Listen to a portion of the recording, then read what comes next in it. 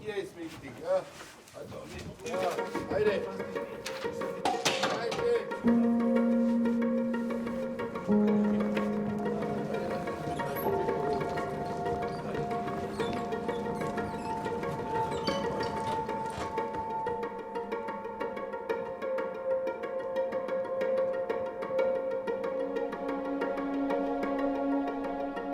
On May 8, 1945, the Second World War comes to an end in Europe.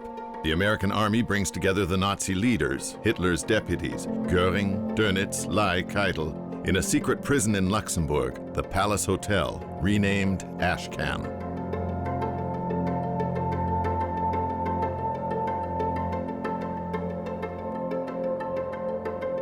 A handful of American interrogators, who speak both English and German, are given the task of interrogating them. Among them is a young officer, a native of Luxembourg, John Dollyboy.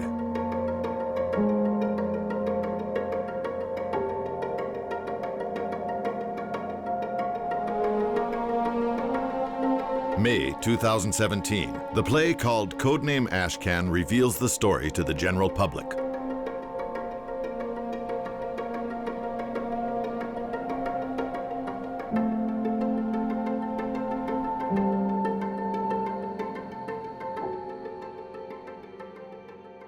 Ashcan was a holding pen for some of the top Nazis between the time of the end of the war and the beginning of the trials at Nuremberg.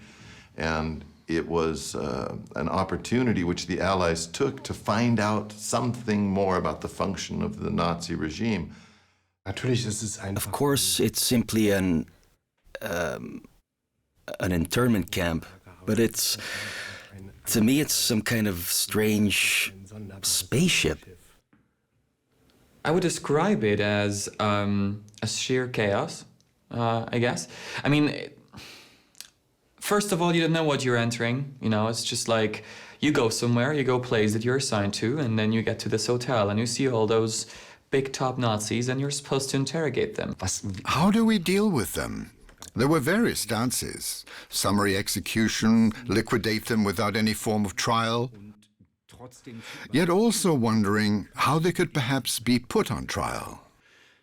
That was more or less it from the Allies' point of view. And as for the people who were actually held there, they were, how do I put it, in limbo.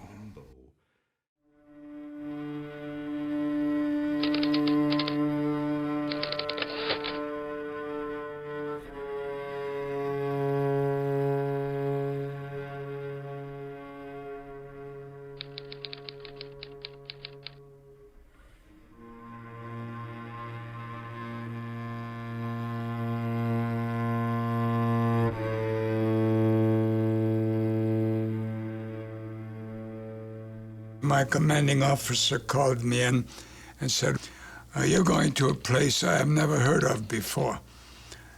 He said, "You're going to a place called Mondorf-les-Bains in Luxembourg." The code name of this installation was Ashcan. I kept my big mouth shut. I didn't tell him that I was born in Luxembourg, and that's exactly where I would like to go. So I didn't tell him that I knew Luxembourg and I knew Mondorf-les-Bains very well.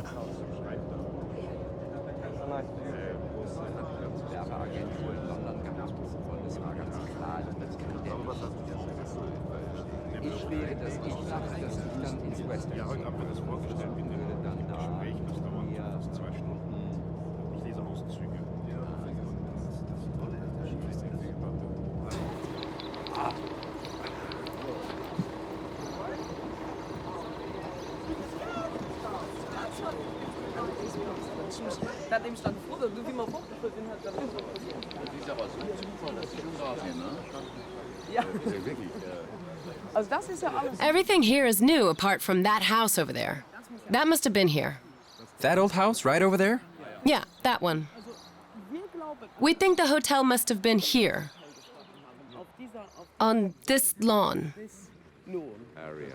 Yes, I guess so, because they had to close it off from the back, and that's why they kind of were walking in the garden, and they had to close it off from the front as well. No? Also, wir stehen quasi jetzt hier. We are now standing in front of the entrance. And as we pulled up in my Jeep, a sergeant of the military police came to see who I was and what I wanted, and I told him I was reporting for duty here. I said, what's going on in there? I've never seen a place so heavily guarded. And he said, sir, I've been here 3 weeks and I've never been inside. To get in here, you have to have a pass signed by God, and somebody has to verify the signature. But apparently I had the right papers, and they let me in. Ich muss rein. Ja, ich brauche schon das. Ich mache mein Computer. Ich muss dann am Team so. Spitze, sehr schön. Das ist schon mal rein.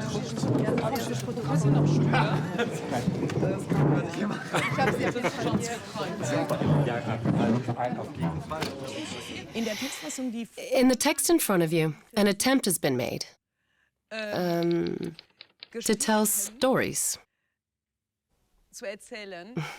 that are not 100% as it happened at Ashcan. They are there because something has to happen on stage. In fact, the funny thing is, not very much did happen at Ashcan, but that doesn't matter. Because the point was, those who spent 3 months there are waiting for something to happen. This uncertainty is, in fact, what the play is about, and that's okay. It's the huis clos as such, as a system, is certainly what it is at Ashcan, yes. And huis clos always gets people into those really strong tensions. There was a knock on the door, and I thought this is one of the other officers coming in to introduce himself.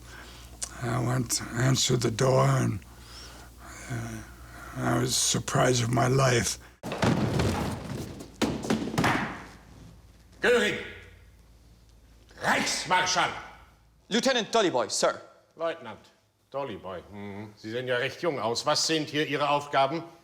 And I was going to say, I am an interrogation officer and I don't know what my duties are here because I haven't been briefed and I have just arrived. But before I could answer, he said, are you by any chance the welfare officer who would see to it that we would all be properly treated? Gehe ich recht in der Annahme, dass Sie der Offizier sind, der hier mit dem Wohlergehen der Gefangenen befasst ist und der zuständig ist dafür, dass alle gerecht und nach den Regeln der Genfer Konvention behandelt werden? And in a rare moment of intuition, I said, well, ja, ich werde zusehen, dass Sie gut behandelt werden. And he was very happy about that, and he thanked me, he clicked his heels, and they left. He's very young. Young and naive, yeah, like he... Then Fett Göring is standing there. Wow. I don't think he'd ever thought he'd see him. At first he struck cool. dumb when he addresses him. I think it's fantastic at that moment. Yeah. The history of a rather peculiar attempt of the Americans to gain intelligence from recently captured German leaders in the immediate aftermath of the Second World War.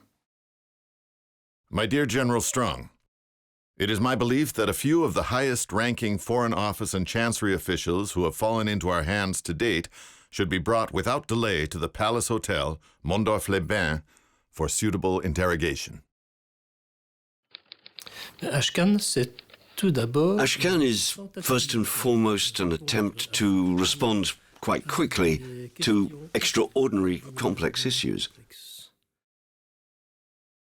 The Ashcan adventure takes place from May 1945 until the prisoner's departure for transfer to Nuremberg on the 10th of August. Germany had just capitulated on the 8th of May 1945, And the situation in Germany was absolutely catastrophic. For the Allies, it was a time of uncertainties. There were a lot of questions that had no answers, and a lot of answers were needed before the beginning of the first trial. That's to say, the trial of the stars of the Nazi regime, if I can call them that, at Nuremberg in November 1945. Ashcan is an intelligence operation, a contextual one, I would say. In other words, for 3 months, almost 3 months, the Ashcan interrogators will try to understand how the Nazi system worked, how the power in the Third Reich worked. Der Führer begibt sich zum Zeughaus der historischen Weihestätte deutschen Soldatentums. Der Reichsmarschall.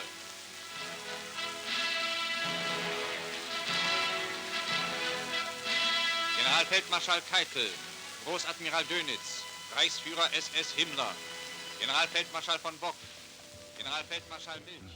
Ich, Dr. Robert Ley, war der Mann im Reich mit den meisten Ideen und Initiativen für den Aufbau der deutschen Volksgemeinschaft, der ersten klassenlosen Gesellschaft der Geschichte, für den Ausbau der deutschen Arbeitsfront mit Bildungseinrichtungen und Wirtschaftsunternehmen.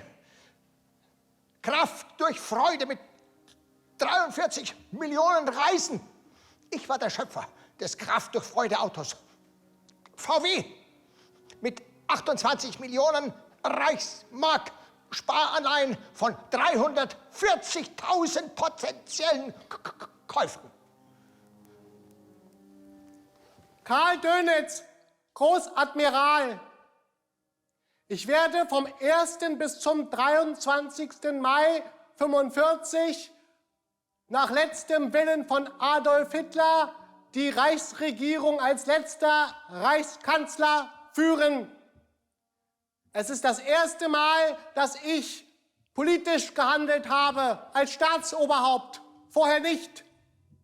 Ich hatte die Überzeugung, dass die Kriegsmarine unter meinem Oberbefehl makellos gehandelt hat. Und in diesem Gefühl habe ich dann ja auch die Anklage gegen mich zur Kenntnis genommen. Aber eigentlich hat sie mich ja nicht getroffen, weil ich mir keiner Schuld bewusst bin. Hermann Göring, Reichsmarschall. Das ist der höchste Rang, der je einem deutschen Offizier verliehen wurde. Julius Streicher. Nachdem wir auf der Flucht in Tirol angekommen waren, beschlossen meine Frau und ich, gemeinsam in den Tod zu gehen. Aber dann, ich wurde verhaftet und nach Freising gebracht, wo man mich auf das Grausamste misshandelt hat. Man drückte Zigaretten auf meine Brustwarzen aus. Ein Neger schlug mir mit der Reitgerte auf die Testikel, bis sie rot und angeschwollen waren.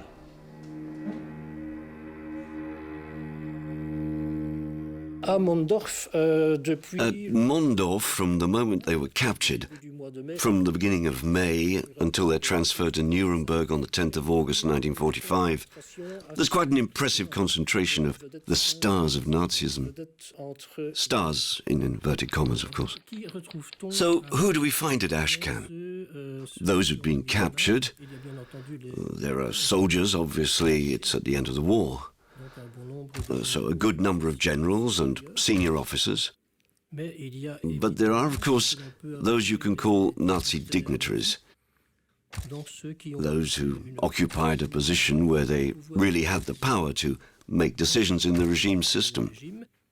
Plus, bien entendu, Plus, of course, hangers-on, because, well, once again, knowledge of how the system worked was very, very incomplete at the start of Ashcan, so there were also people in there who were not at all important in the system. They would have to be brought together somewhere practical, I would say. And Mondorf in the Grand Duchy of Luxembourg was chosen. Why? Because it's somewhere where people can be concentrated, if I can use that word, in a location that's relatively low-key. and that offers the necessary logistical possibilities. And that it's also not too far from the military decision center at the time. And that's inevitably Eisenhower's headquarters, which was at Reims. Ja, so. Drogentechnisch eh schwer. Ja. Der hat nicht nur getrunken. Okay, und dann?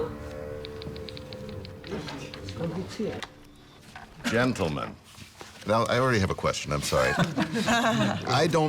I'm not sure he'd say gentlemen to these What would he men. say? Men, maybe, or prisoners. Really, but I'll think about it. Just a question. They did have to say Mr. and... He might say gentleman, and I use that word advisedly. Something like that. Yes, yes. Yeah. Gentlemen, I'm Burton C. Andrus, Colonel, U.S. Army, and this facility is under my command. You've all been given the rules for this detention center. Everyone must follow each rule or suffer the consequences. Let me call your attention in particular to rule number 4. The respect to be shown American officers. Whenever I or any of my officers enter a room, everyone must stand at attention. Was? Wir zeigen Respekt und stehen stramm. Das ist ja ein Skandal, ein wirklicher Skandal. Ein einfacher Colonel, der es sich erlaubt, einen Großadmiral so zu empfangen, einen Reichspräsidenten. Sie sind ja absolut... They are totally at their mercy. They have no reason, based on what they themselves know and how they feel, to assume, upon surrendering to the enemy, that there could be a fair investigation of any kind. They try to understand the strategy. What do they want from us? In fact, it's a psychological war. The whole staging of it, with the standing to attention, when whoever, the colonel, etc., comes in, and so forth. Do you know? Yeah. None of them had been in that situation before, being treated like an ordinary private. I think that for the prisoners who landed in Ashcan, it was a shock. And these are people who, up until a few weeks before, had, to a greater or lesser extent, been running substantial bureaucracies, had positions of considerable authority, of considerable responsibility.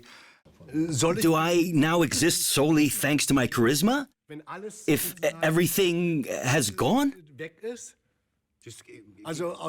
Thanks to the pure strength of my... It's difficult for him, of course. The entire surrounding system is gone. You are now just an individual. Doenitz was right at the top, and the pyramid below him has disappeared. Now he's floating up there in a void. You have kings that now are no longer kings, and they have to deal with that situation, that they lost all the powers overnight, and now they're basically just, well, you're treated as prisoners and criminals, and...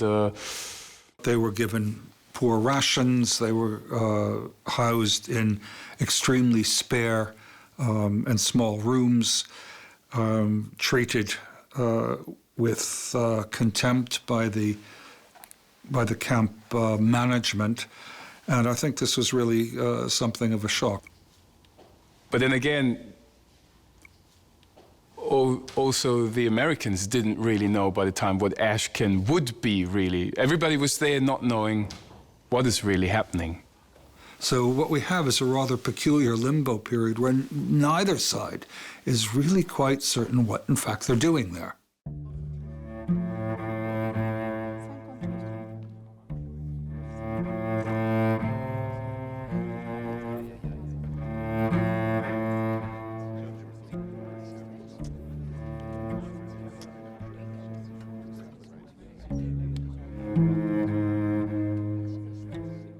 And over there, the friends from the US? The good guys.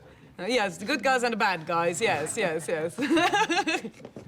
No, but I think it's a pertinent remark, you know, because of course, who What terms do we judge on? Les interrogateurs d'Ashcan. The interrogators at Ashcan are often academics, people who left civilian life at the beginning of the war, who've been conscripted.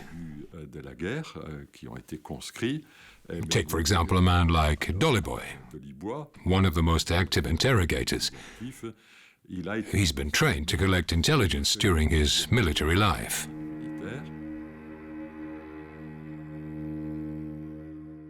He's a very optimistic and eager person, so he tries to be ambitious and to do the work he has to do.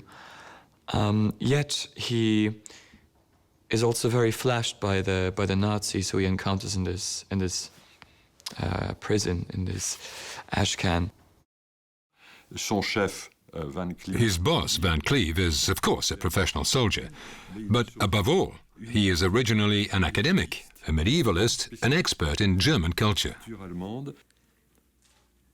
Actually, there were 5 interrogators who were permanently assigned to Ashcan to do the interrogating for the War Crimes Commission and for the record of military intelligence.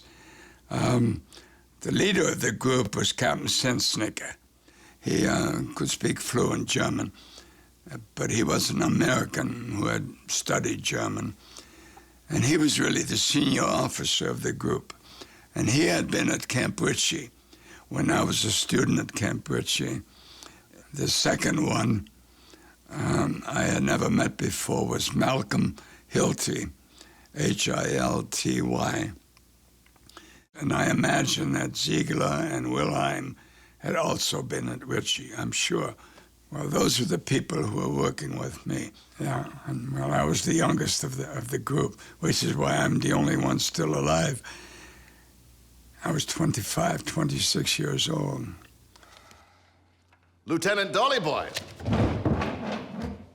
Sir. Might I ask why you're parading around under a false name without my authorization? It was decided by my superiors, Colonel. Weren't you informed of that? No, I wasn't. 2 of my brothers were conscripted to... No. But 2 of my brothers It doesn't interest me. Sir, you need to hear me out here. All right, well, if you got 2 a of story... my brothers were conscripted to the German army by force. Therefore, they thought it would be preferable to avoid any... No. No one told me. Damn bureaucracy. You were not on a routine. I mean, nobody blew the bugle and raised the flag or anything. You were on your own responsibility, pretty much. So in the mornings, I would just get up and I always had some donuts or some rolls and coffee. And I would get dressed, shower, and go off to just walk to work. Go through the gate.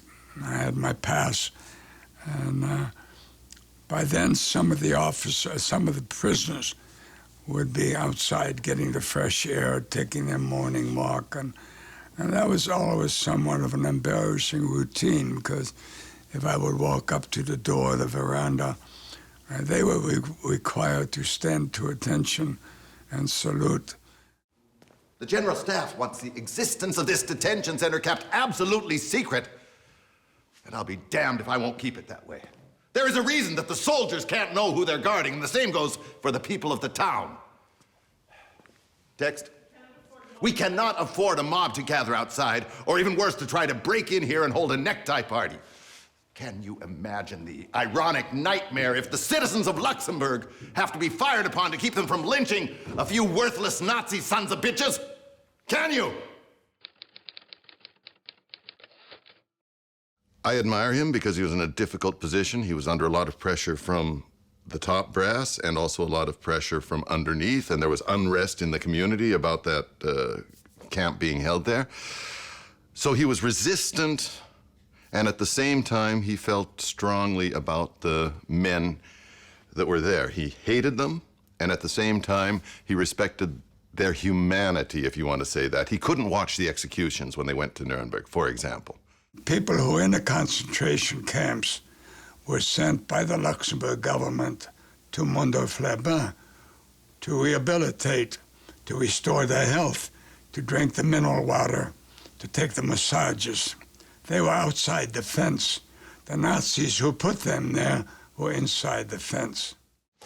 I think that also in this thing, the reporting of how he watched the Luxembourger that were held in Dachau come back, and his prison was being constructed, and there was a lot of talk about what it was going to be used for, and he didn't want them to hear about it, and this sort of rumbling started, and the prince consort or whatever of Luxembourg had to talk to the mob, basically, and calm them down, and that Andrus's first concern was for the prisoners. I would go sometimes talk to the Luxembourgers in a group, in a cafe or restaurant, and answer questions. They thought the Nazis were there. They knew the Nazis were there. Nobody could keep, because some Luxembourgers worked in the Palace Hotel. They're helping to cook and so forth. And that was my job, sort of keep the peace.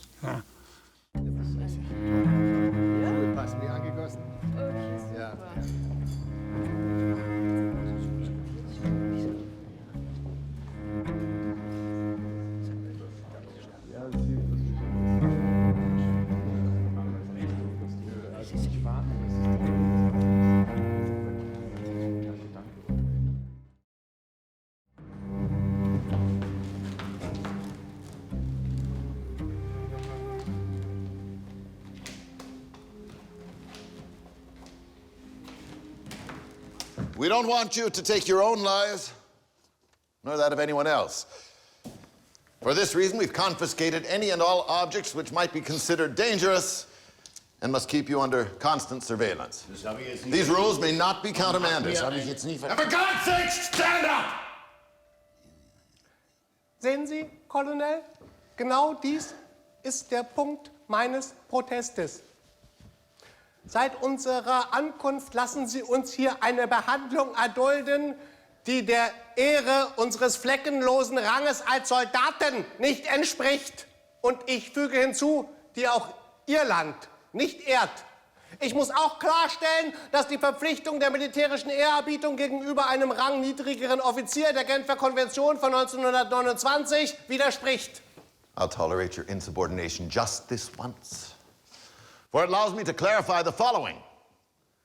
The army, state, and regime of Germany itself no longer exist. You thus have no right to protection under the Geneva Convention, especially as your ex-regime violated it on countless occasions, along with every other international regulation. Thus, the United States considers you all to be stripped of all your titles, whether civilian or military. Just one privilege derived from your former functions remains. You'll be served by some 40 German soldiers. They'll clean your rooms, launder your clothes, serve your meals, and so on. Incidentally, bringing them together in the Palace Hotel caused quite a stir. Well, so I heard anyway. But it's obvious if you want to get information out of them, preferably reliable information, it's necessary, in my mind anyway, to treat them according to their rank. It's obvious you won't obtain any information from a Göring type of person who remembers he'd been a Marshal of the Reich. And it's true of many other leading figures too. Which doesn't mean Ashcan was a five-star holiday resort for former Nazis.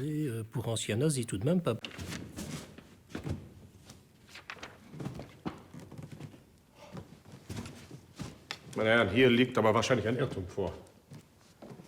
Ich meine, dieses Zimmer ist doch eines Marschalls nicht würdig.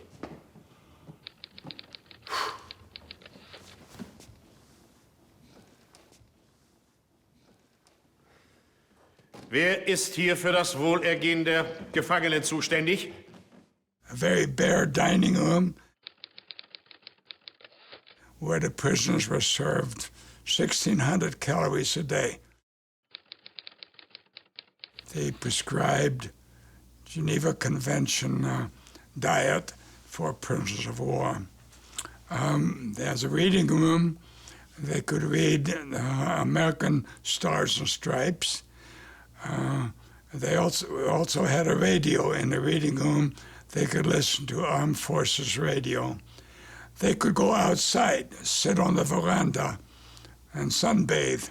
They could go for a walk in the garden within the barbed wire enclosure.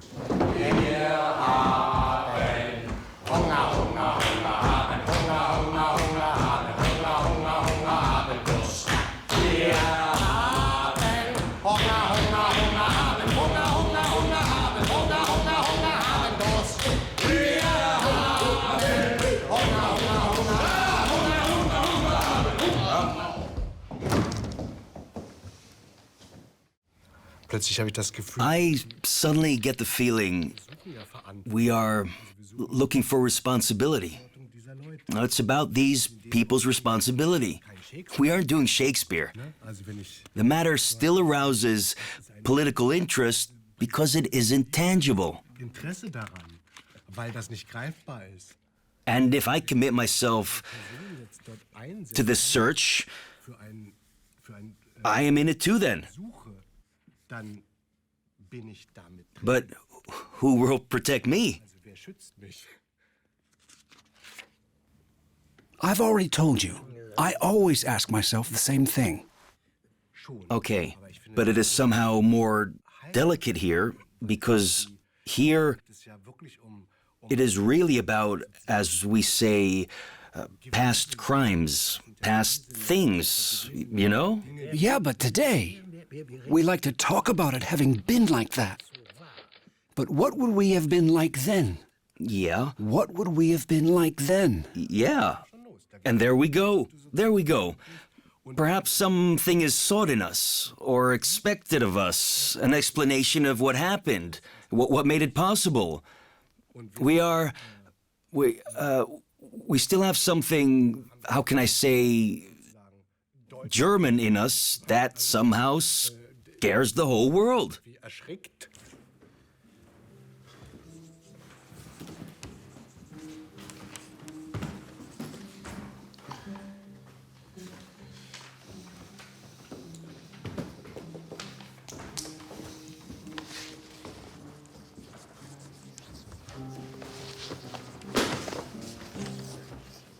The film, from its point of view, is seeking the same thing that we as actors or artists are seeking, namely obtaining some kind of reflection.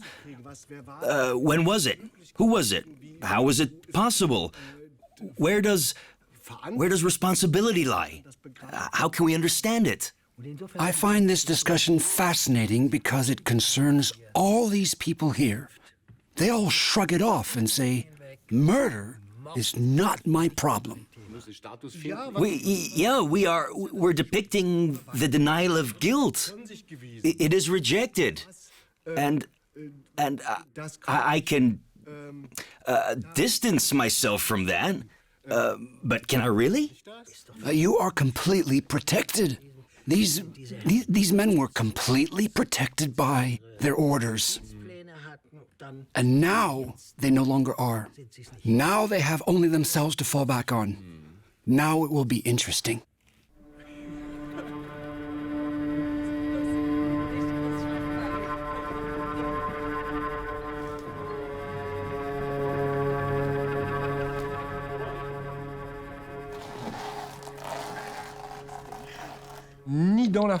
Neither in form nor in substance is the work done at Ashcan legal work.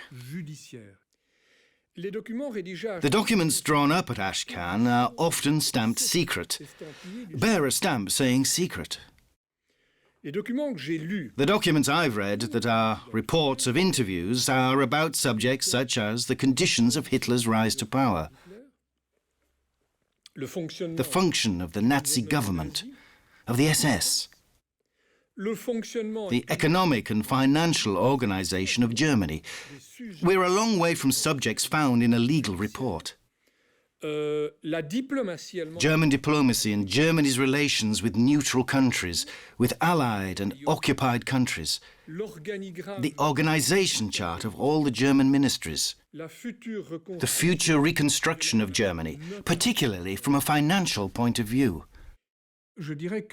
I would say that those who interrogated the prisoners were careful not to refrain from talking about personal responsibilities. As I said, they talk about historical facts, political facts, and ask the person being interrogated to comment on them. But there was one essential thing here. It was necessary to work quickly. First and foremost, there's a limited number of interrogators. They're often given a large number of interrogation points, so they had to work fast. They could believe they knew things because, after all, people like Van Cleve or Dollyboy had worked for many years, either as an academic in Van Cleve's case, on Germany, or as a student, and then a teacher at the School of Intelligence in the United States on Germany. That was all Dollyboy did for almost 2 years. The interrogations start when the war is barely ended.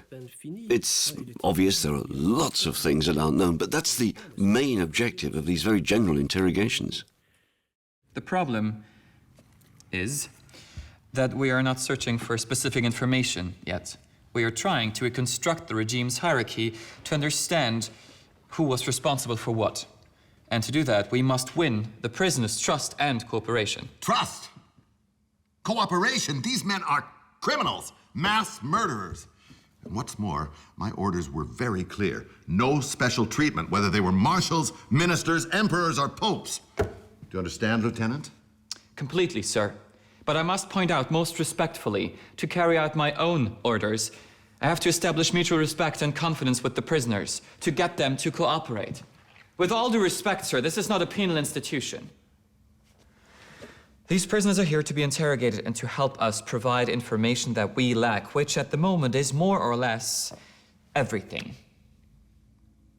Yeah, most of them were depressed, were hanging around or avoiding each other, or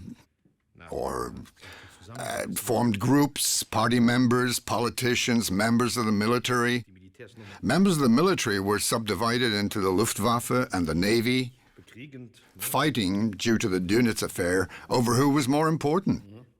And the rank and file were totally ignored.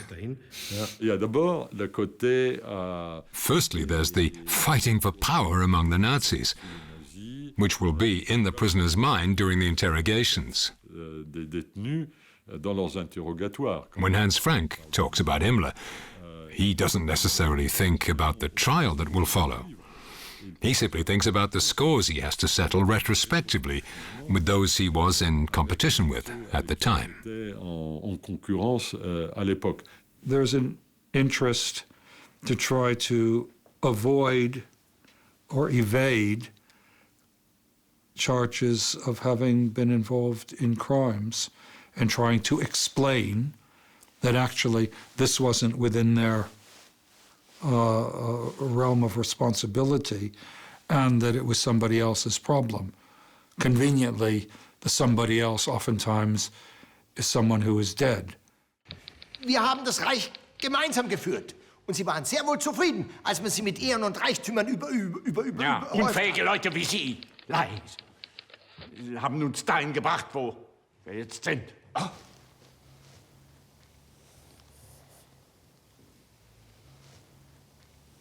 Sometimes prisoners were sitting on a veranda talking to each other, and we could stand in the lobby and listen to their conversation. We could hear what they were saying. And as a welfare officer, I collected a lot of gossip, what one prisoner thought about another prisoner. Then I would report what I heard to my colleague who was responsible for that prisoner, particularly after a specific interrogation. What international court is going to try that person? Aber warum Ihnen nicht einfach auf Ihre Fragen antworten? Ich meine, der Krieg ist vorbei und was auch immer dieser amerikanische Colonel sagt, wir stehen immer noch unter dem Schutz der Genfer Konvention. Well, Win his confidence and trust. Don't shake hands. Don't nod if the prisoner says something. Don't agree with him. Don't laugh. Don't shake your hand to disagree either. Don't argue. Have a big stoned face. That's the technique. Win his confidence so he trusts you and tells you things. Just be as charming as he is. We had to establish confidence. That was the technique. We didn't torture the prisoners. I mean, torture is nonsense. The media told. I mean, we wouldn't dare. That was not the technique. We didn't train interrogators to hurt anybody. You don't get information torturing somebody. Wen haben wir denn uns gegenüber? Junge, unerfahrene Männer und Ignoranten. Sie wollen Informationen, gut. Geben wir sie ihnen. Aber nur die, die uns passen. It wasn't very obvious what the point of it all was. And they, many of them anyway, adapted quite skillfully, I think. Or tried to. Göring was a master of this. He said something to see how the other person would react and then formulated his testimony accordingly. Many of these Nazi dignitaries don't imagine they're likely to end up in the dock, and even less hanging from a rope. And many of these Nazi dignitaries think they're indispensable for Germany's recovery, because the war is just finished, but reconstruction will now be necessary. Many are absolutely convinced they will be needed, that they are indispensable, that the Americans, the victors, won't be able to do without them. And this, I think, was a very important motivation that the interrogators at Ashcan made subtle use of. I'm going to interrogate you. What's the technique? First, I want to know all about you. Your name, rank, serial number. Are you married? Do you have children? Where is your family? Do you have brothers? Do you have sisters? We want to know all about you, to get acquainted with you. And of course, they want to talk. Gut. Nun, ich muss Ihnen erklären, General, dass die Historische Kommission, der ich angehöre, besonderes Interesse an der Struktur und der Funktionsweise des höchsten Kommandos der Wehrmacht hat, wo Sie unter General Jodl tätig waren. Jodl. If I may be so bold, Major, your German is excellent. But the exact term is Oberkommando der Wehrmacht. But maybe you'd prefer to continue in English. I know the language fairly well. Well, your English really is better than my German. So how did you learn it? From the best possible source. I married an American. She now lives near Munich. Anita. Anita. Nice name. Okay, I go visit their family. Mrs. Kesseling would give me a letter for her husband. I'm interviewing Kesseling. And how is your wife? Have you been in touch with her? No. I haven't heard from my wife for 6 months. During the war, there's no postal exchange and everything. And we talk, and finally I produce a letter from his wife, and I give it to him. Now I walk on water as far as he is concerned. To get back to the Wehrmacht's high commanding structure. I can fill in the organizational structure for you, from Hitler down to the stenographers. But in order to fully comprehend how it worked, you must know that relations between Hitler and the heads of the military were always terrible. No recording, nothing. That's not a good technique. Nobody wants to talk for the record. So there are no listening devices. We respected that. Today they would be recorded, unbeknown to them, that's obvious. But the fact that they didn't take any photos and they didn't record anything in an obvious way, it helped to win their trust. Well, the intelligence obtained is, in relation to history, reliable. When you look at various people's testimonies, when those interrogated talk about things other than themselves, on the whole, the information is reliable. I asked Doenitz one time, how can you be so calm under the circumstances. You know, you're going to face trial. I'm speaking as the welfare officer. How can you be so sure of yourself? And he said, Wissen Sie, Leutnant, wie ich in Situationen wie diesen so ruhig und selbstsicher bleiben kann?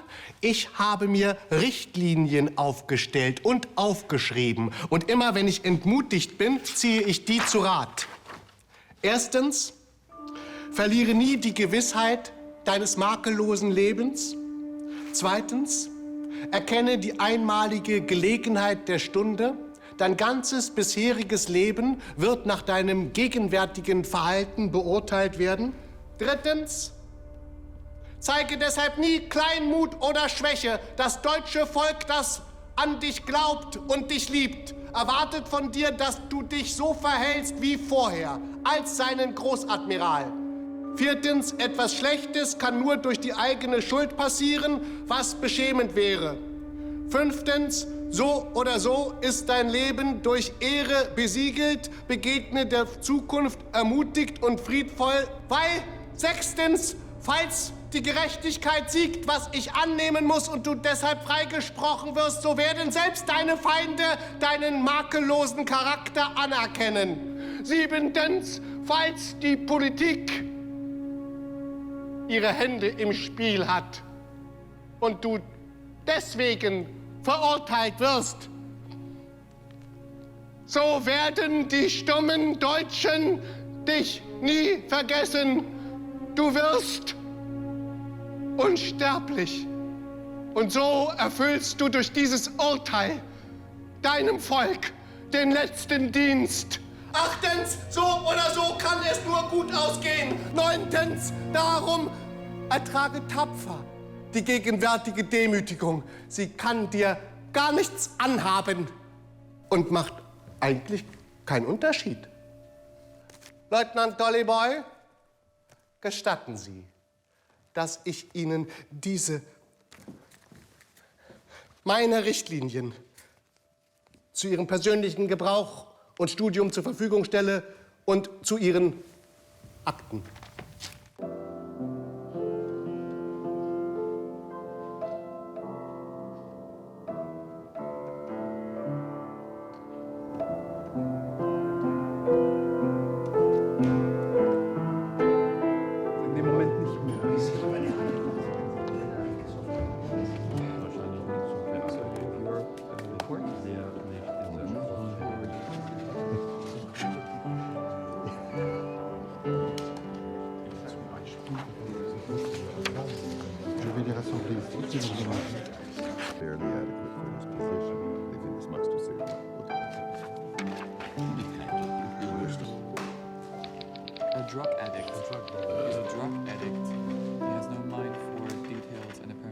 Ich, Hermann, Wilhelm, Erich, Dieter, Göring. Ja. That's original. Nein, Wilhelm ist doch original. Reichsmarschall. Ich zeige einfach mal alles auf, man kann es nie oft genug hören. Ja. Reichsmarschall, Ministerpräsident von Preußen, Reichstagspräsident, Oberbefehlshaber der Luftwaffe, Reichsluftfahrtminister, Reichsforstmeister, Reichsjägermeister. Of course, we have to talk about Hermann Göring. It's unavoidable. There's so much to say. You see, he's there at Hitler's side right from the beginning. He's number two, the heir apparent.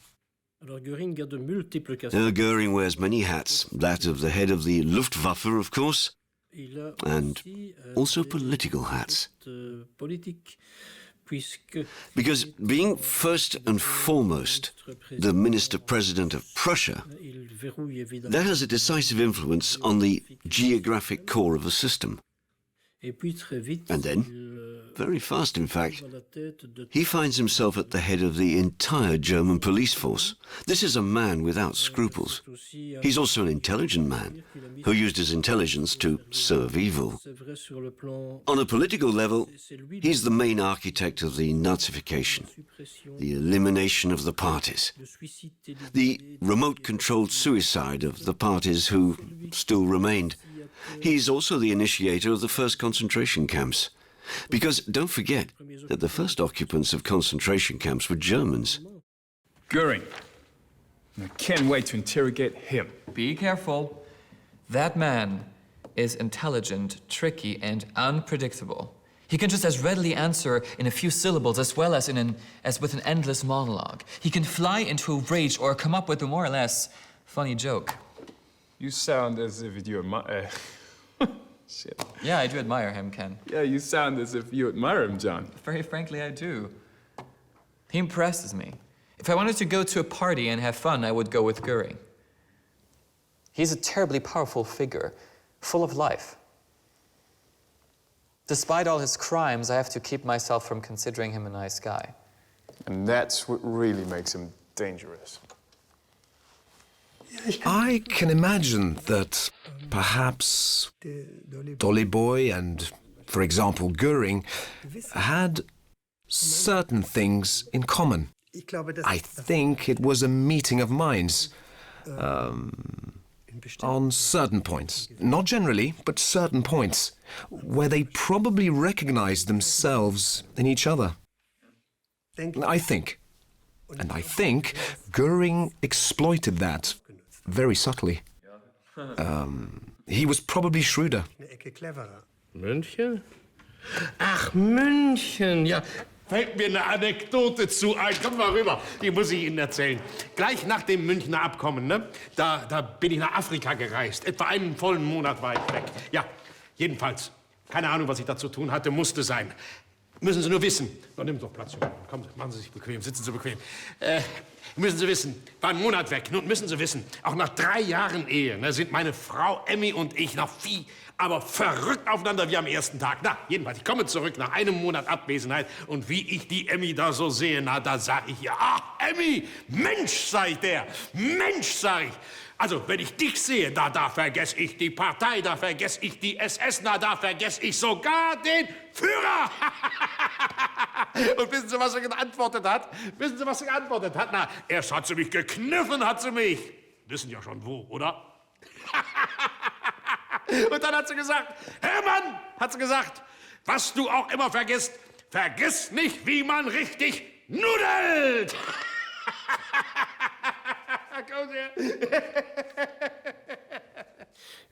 Yes, but there's one thing that you should realize is that Göring became addicted to morphine following the injury he received during that failed military coup in 1923. Göring is certainly a capable man. He has some experience in the area of aerial weapons, that's certainly true. But you can't say he's a workaholic. He's intelligent, but lazy. Sie wissen doch so gut wie ich, dass Sie nicht hier sitzen, um mich von meiner Sucht zu heilen. Wenn es sich dabei um Ihre Paracoden-Tabletten handelt, Herr Göring... Jetzt geben Sie es auch noch zu! Er gibt es zu! Rentvieh. Auf diese Tabletten kann ich nicht verzichten, wie dieser Scharlatan, der mich untersucht hat, ganz genau weiß. Ohne sie riskiere ich einen Herzinfarkt. Aber genau das wollen Sie ja, nicht wahr? Dass mein Tod einen normalen Anschein hat, Herr Reichsmarschall, ich kann Sie das nicht sagen lassen. Sie sind einer der intelligentesten Männer, die wir haben, den Tests nach. Benutzen Sie Ihre brillanten Fähigkeiten. Niemand beabsichtigt, Sie zu töten. Ihre Pillen hingegen könnten es tun. Sie enthalten eine künstliche Synthese aus Morphium. Genau. Sie entwöhnen mich vom echten Morphium, das ich vor langer Zeit wegen meiner Kriegsverletzungen nehmen musste. Das heißt, eine Abhängigkeit durch eine andere ersetzen? Überhaupt nicht. Das Paracodein ist ein Medikament, das weitaus weniger stark ist. Ja, deshalb nehmen Sie auch 20 Tabletten morgens, 20 Tabletten abends und haben einen Koffer voll mit über 20.000. Indem unsere Ärzte Sie entwöhnen, retten Sie ihnen das Leben. Göring à Ashcan est un Göring. Göring at Ashcan is a lively Göring. Quick, intellectually very impressive. His interrogators are all impressed, like at Nuremberg. Perhaps more impressive than he was a few years previously, because he's been gradually, rather gently cured of his addiction to opiates. He was easy to interrogate because he cooperated quite willingly. He was willing to talk.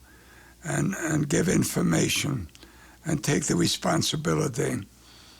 And the point of his willingness to talk was that he was quite positive and that what he was doing was correct because he was obeying German law. And according to German law, it was okay to persecute the Jews. It was okay to have concentration camps and concentrate minorities that were a threat, communists, social democrats, who were a threat to Nazism.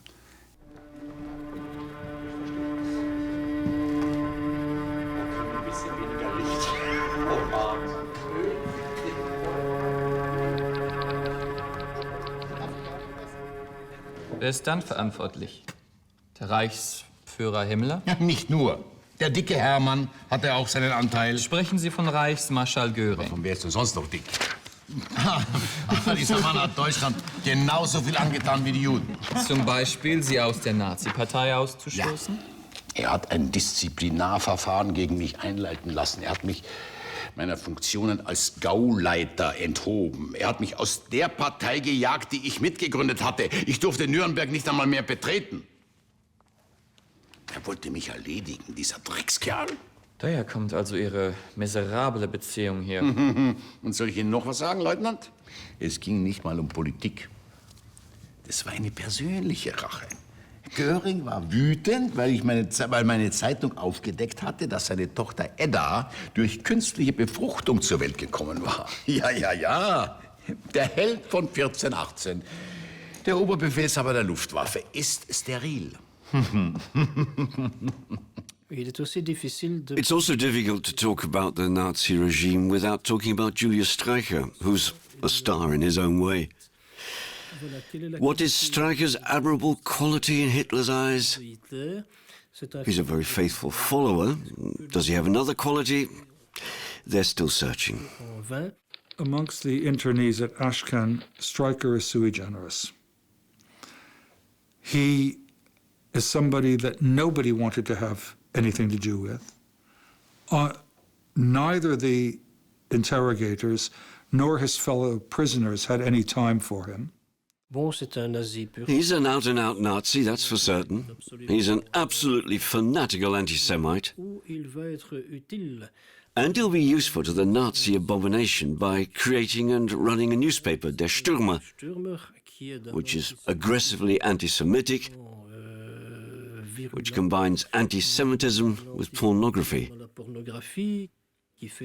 Lots of copies of his newspaper are sold because there's a certain amount of spicy gossip which will lead to serious clashes with other Nazi leaders. This is the case with Göring in particular. I wouldn't say Streicher was a leading Nazi, if the truth be told.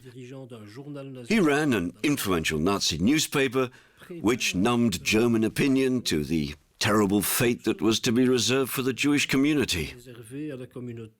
And that went from isolation to extermination via dispossession and deportation.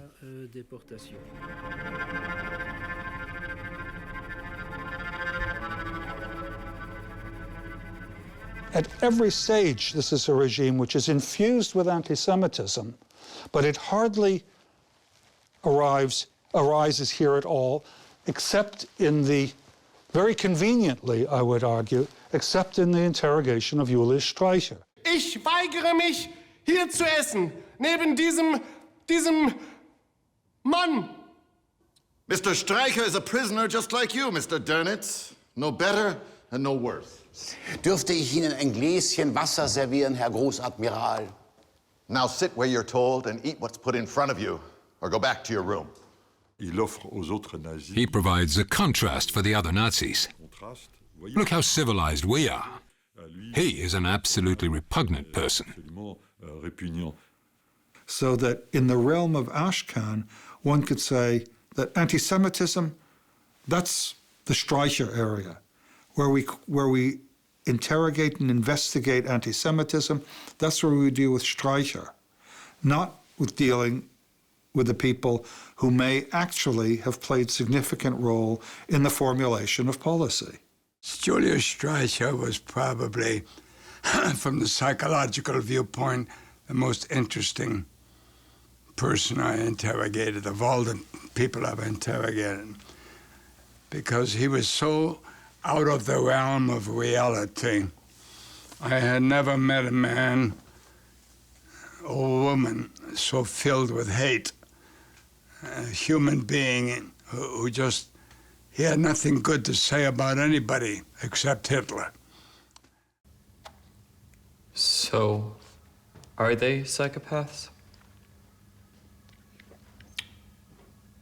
Well, I guess we have to see these things in their total banality and their prosaic triviality. Demonic intentions are not a requirement for causing suffering. Simple thoughtlessness can be as destructive as malevolence. Bacteria can cause epidemics that wipe out nations, but they remain merely bacteria. I have to find the right attitude for this. Yeah, we can't just pin it down to, oh, they were all crazy. No. No.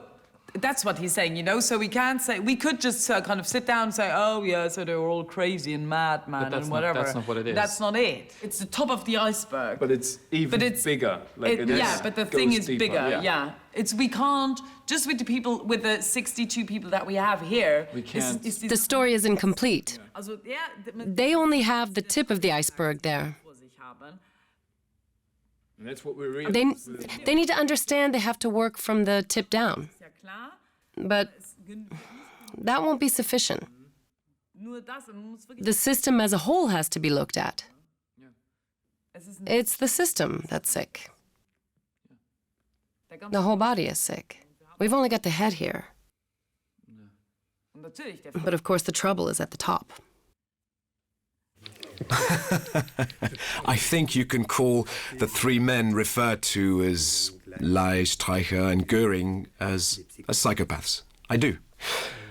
All three have a lack of empathy and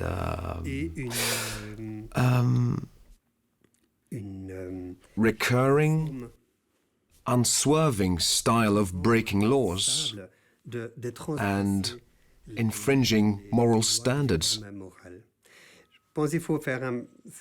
I think it's necessary, what's a bit strange, they clearly created a deeply amoral system. And within it, within their system, they adapted. But the fact remains, today you would certainly say they are psychopaths.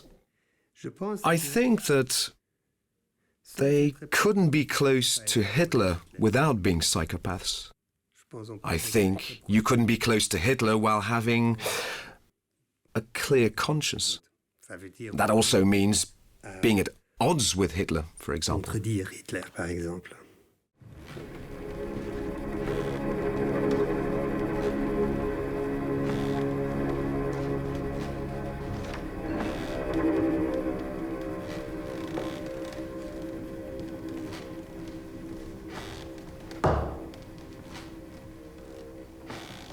Prisoner Lai.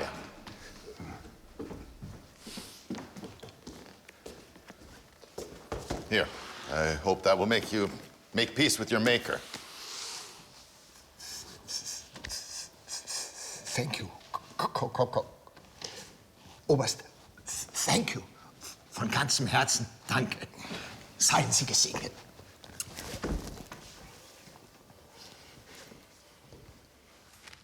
Hello, Major. You can testify to the fact that while I'm strict, I'm also interested in the prisoner's well-being. This Lai came to me a couple of weeks ago to tell me that he'd returned to his faith and asked me for a rosary. The ones we found in Mondorf were too dangerous. One was made of glass beads and the other was far too heavy. So I asked one of our carpenters to make one to my specifications. Another star of the Nazi system is Robert Lai, who wasn't there from the outset. Lai isn't an idiot, but he's not a big shot either. He's a chemist and specialized in food processing. You see, Hitler secured his power very, very quickly. He came to power on the 30th of January 1933. And in the days that followed, what was called Nazification was imposed. First, there's the elimination of the parties, and then the elimination of the trade unions followed. And finally, a big cooperative body is created in Germany. And it is this cooperative system called DAF, Deutsche Arbeitsfront, that Robert Ley is put in charge of. So one thinks of the German Labour Front, the Deutsche Arbeitsfront. I mean, this is huge, numbering, I think, something like 25 million members at one point, having a huge budget, being involved in all sorts of projects. From housing projects to beautifying factories to strength through joy and building up resorts and so on and so forth. He will invent and develop the most modern forms at the time of paid holiday, of organized holidays, of urban planning, town and country planning, and the development of widespread social security, on condition you're Aryan, of course. Wasn't for the Jews.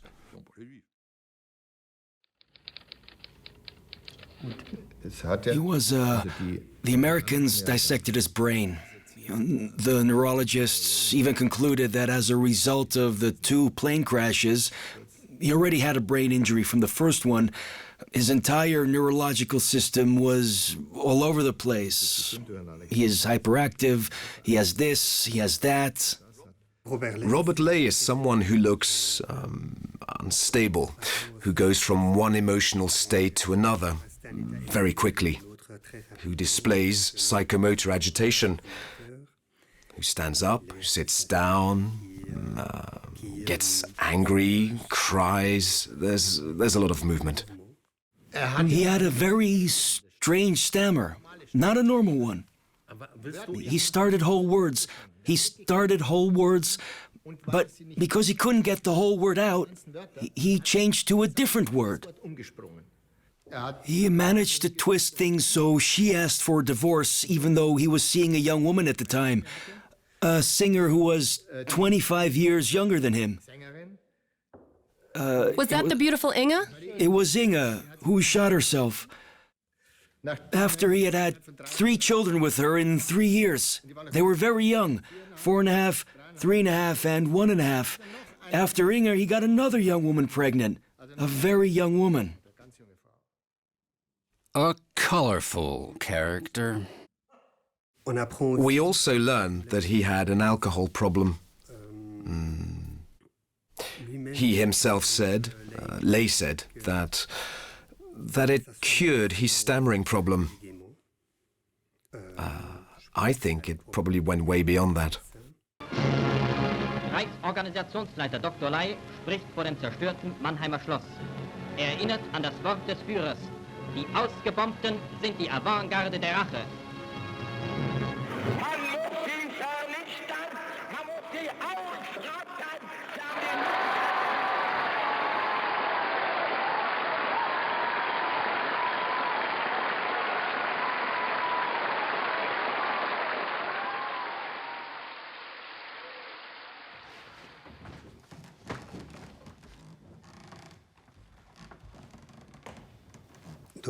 So Ley comes across as rather likable,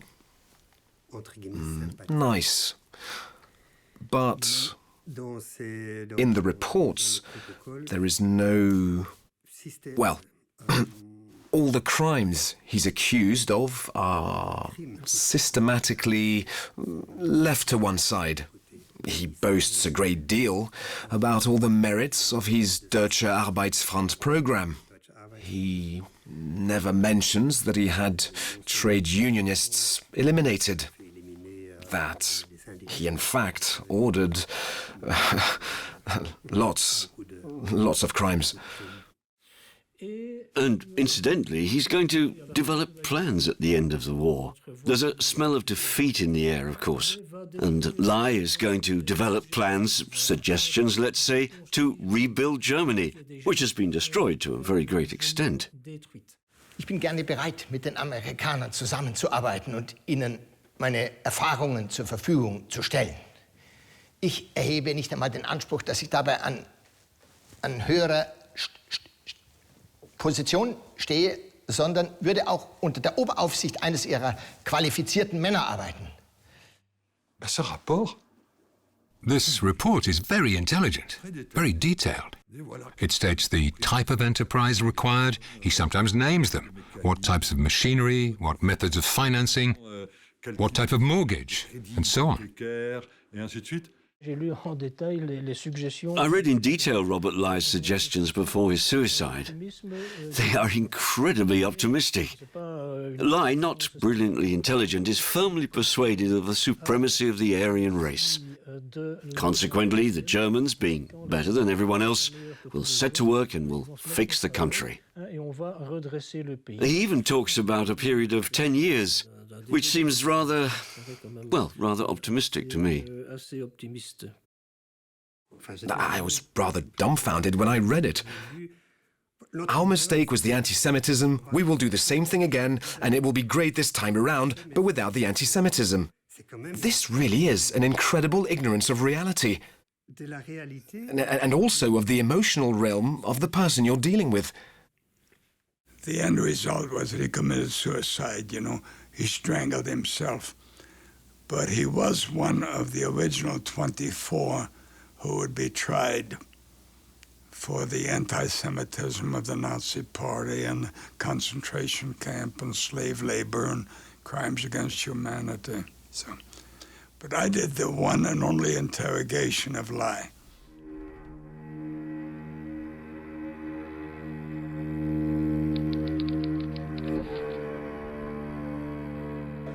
Einer der Soldaten hat mir von Soldat zu Soldat gesagt, dass sie sich nur und ausschließlich für die Funktionsweise der Armee interessieren würden.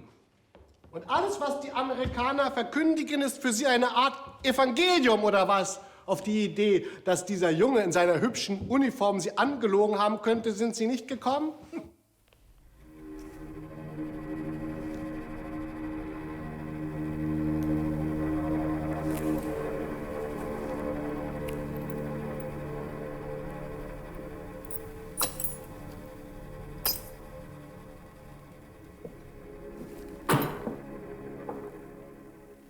There's also Karl Dönitz, who's a rather tricky case. Karl Dönitz is the big boss of the German Navy, but only from 1943. In other words, you can hardly accuse Doenitz of being behind the Nazi regime's initial criminal plans. You see, when the war starts in 1939, Doenitz doesn't even have the rank of general or admiral in the Navy. He's a captain of a ship, a colonel. But he's a very competent man who gains Hitler's trust due to his competence, certainly, but also very likely and even undoubtedly more likely due to the fact that he's a very, very faithful follower. Doenitz is a die-hard Nazi, and that is something he will always try to skirt around. Doenitz is the last supreme leader of the Nazi world, but in reality he doesn't lead very much. He's in an enclave at Flensburg near the Baltic Sea, and that lasts until the 23rd of May 1945, until the Allies capture this phantom government, and especially Doenitz. Doenitz was a rather quiet, intelligent man. I don't think that Doenitz ever belonged to the Nazi Party, because he was a Navy man foremost and loyal to the country. As you know, he was tried, found guilty of only one crime, and that was 10 years. He got 10 years in prison. A country's army is not asked when and against whom it will fight. That is up to the political leadership, which takes precedence over the soldiers. Ending the war is also up to the politicians. Oh, starting at 2. It should be possible to reach an agreement with the Americans on this. Actually, yes. Where's the problem? So now we have a situation at Ashcan where Göring, who was the nominal successor all through the advancement of the Third Reich, is in the same prison with Doenitz, who had been selected by the Führer to succeed him. And to see these two men fighting each other, not physically, but trying to exert their authority. Es geht Ihnen gegen den Strich, dass Sie der sind, der alles eingeleitet hat. Gestapo, Konzentrationslager und am Ende ohne den Ruhm der Nachfolge dasteht. Na, wir werden ja sehen, wer den Amerikanern wichtiger ist, Sie oder ich. Ich meine, die Amerikaner interessiert doch keinen. Ach, wenn ich vom Führer komme, dann ist mir immer, als wäre ich ein ganz kleines Würstchen. And in that conflict, I would give Göring the victor's medal because he managed to be much more abrasive and pompous. When Doenitz is presented to you as a sort of martyr, from the point of view of the maritime war, it's an opinion that can be supported. But when one of his fellow students tells you he was at Posen, at the famous speech in which Himmler reveals the final solution, well, that casts him in another light. Because you could say Doenitz was a perfectly satisfactory admiral.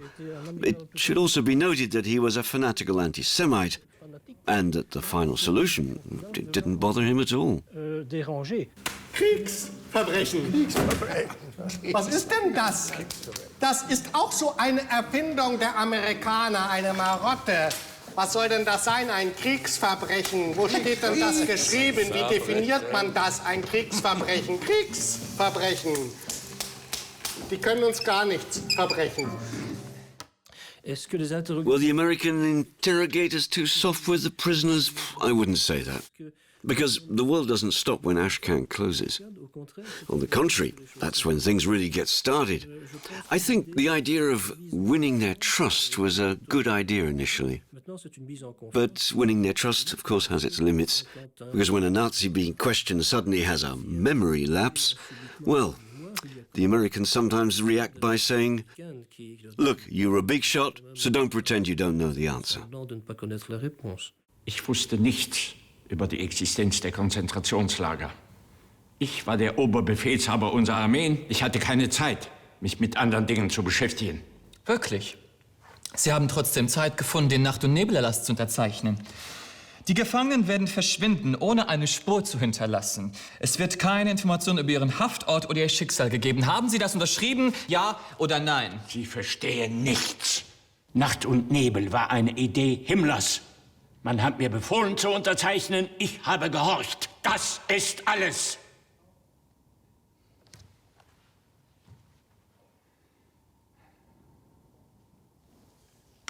I was on my way to Munich, and I had a driver, but we got lost. We ended up in Dachau by mistake. And I arrived in Dachau the day after it was liberated.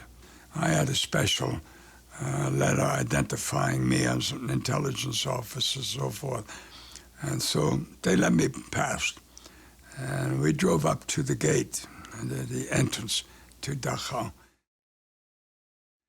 But from the outside, I could see a train and a row of boxcars they used to call 40 and 8, because the boxcars could hold 40 men and 8 horses. But these boxcars were filled with dead people.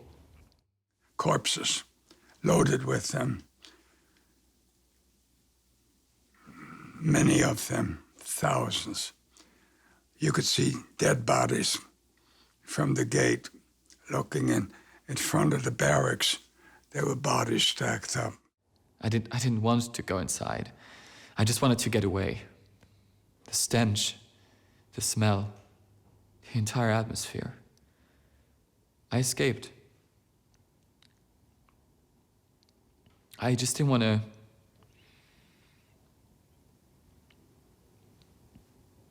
I didn't want to. I wasn't there more than about an hour. And,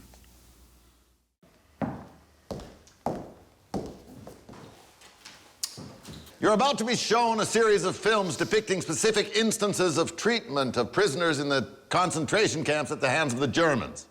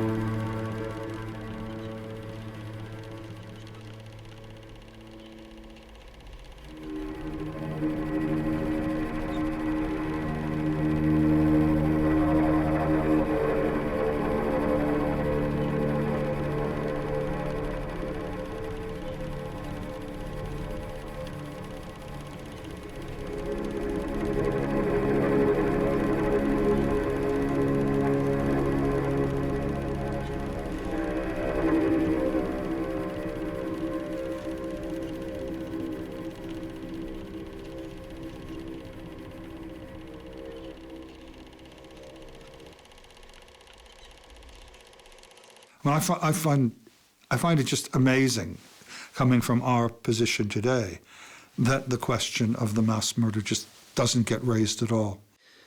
Yes, it's extraordinary to see that the Jewish question wasn't brought up at Ashcan.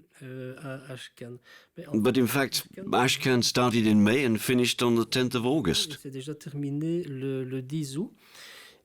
No distinction is made between concentration camp and extermination camp. The extent of the genocide hasn't been understood yet. It will be a while.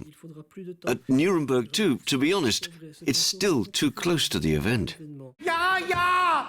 Wie können Sie mich denn beschuldigen, von diesen Dingen überhaupt etwas gewusst zu haben? Ja, ja! Das ist ja absurd. Das ist ja wirklich absurd. Mich jetzt zu fragen, warum ich nicht zu Himmler ging, um seine Konzentrationslager zu überprüfen, weil er mich hinausgeworfen hätte. Genauso wie ich ihn, wenn er angekommen wäre, um meine Marine zu kontrollieren. Was hatte ich denn um Gottes Namen mit dem ganzen Zeug zu tun? Ich bin doch nur ganz zufällig in so eine führende Position hineingeraten und ich hatte niemals etwas mit der Partei zu tun. Aber warum uns diese Gräuel zeigen? Was haben Sie vor? Warum jetzt? Yeah. The main point is we can see that all of them are people who didn't evolve. They didn't change. They are still the Nazis they used to be. They try to talk their way out of it, but inside, nothing has changed. But I think it's mostly reigned by fear and hatred, because and misunderstanding or not being able to understand how all of this could happen, how all of the Nazi leaders did the things they did, and how they are able to not confess, and how they are so impenetrable. There's some disgust towards the character, at the lies and the pettiness, at the way most people try to get out of it.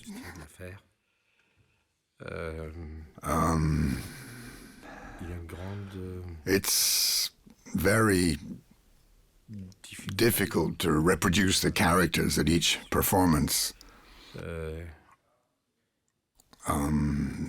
Particularly risky with the character of Göring. I've always been afraid of making him likable. Discovering that those monsters are actually human actually makes it worse, I find. Nonetheless, it's difficult to imagine what else the Americans could or should have done. Here they were, suddenly, at the end of the war, unconditional surrender. In effect, a number of leaders of this defeated regime drop into their lap. Of course they're going to interrogate them. Of course they're going to try to understand what was going on. The Americans, as well as the other Allied forces, discover a regime they knew was appalling, but are now only learning just how appalling it was. In fact, they're faced with a situation where the truth is just unimaginable.